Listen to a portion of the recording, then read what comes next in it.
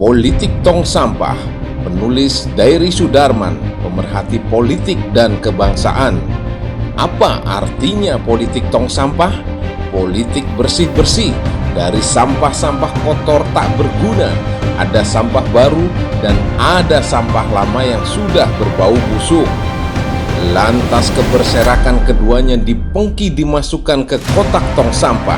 Entahlah apakah kemudian kotak tong sampah itu sampai dibuang ke tempat pembuangan selanjutnya atau tidak.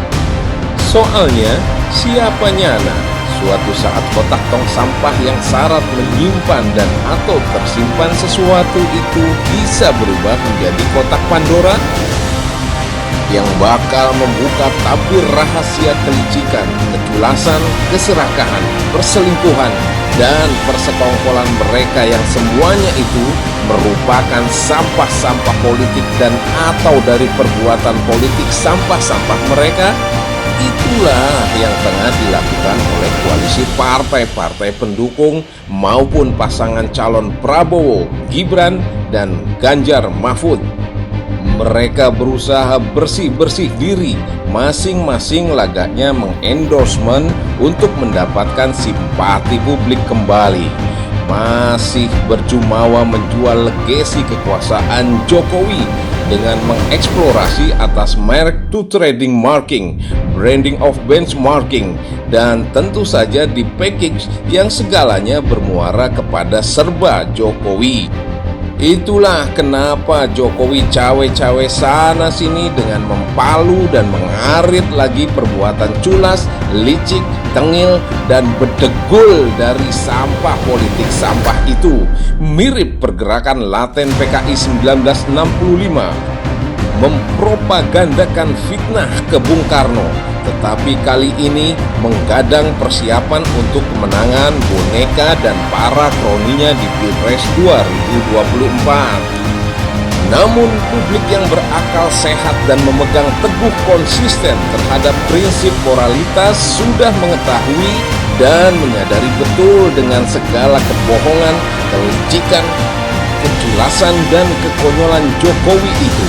Sekeras apapun upaya yang diperlihatkan Jokowi untuk cawe-cawe, itu sekedar mencapai ke suatu nilai yang hanya menjadi pembenaran atas perilaku dan perlakuan perbuatan buruk mereka sendiri yang sinting itu, bukan suatu nilai kebenaran yang genuine. Jadi percuma saja mereka berusaha sekeras-kerasnya, toh nilainya pun sudah menjadi despot sampah politik dan atau politik sampah tadi.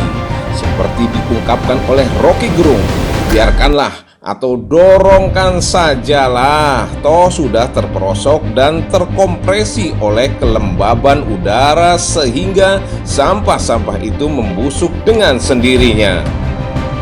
Dan betapa sangat ironis malah, sampah politik dan atau politik sampah itu dipertontonkan dalam dramaturgi di panggung politik nyata dan sosial media.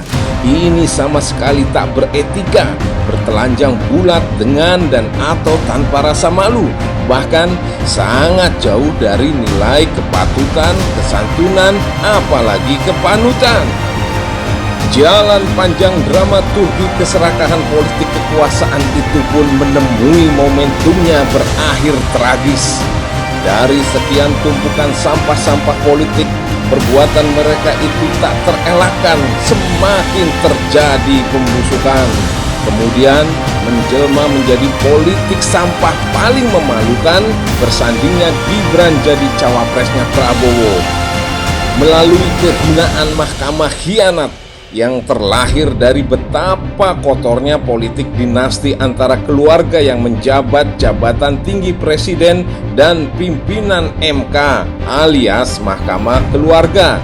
Maka yakinlah Jokowi dan para boneka kroni dan koloninya itu akan tersungkur jatuh di momentum transisi demokrasi di Pilpres 2024 nanti.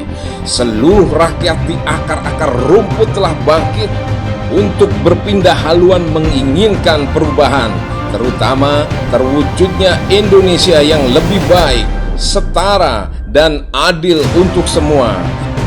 yang setelah sekian lama menghilang tak terasa di segala sendi peri kehidupan rakyat. Jadi, pahami dan sadarilah secara tulus ikhlas siapakah calon presiden dan wakil presiden yang seharusnya dipilih.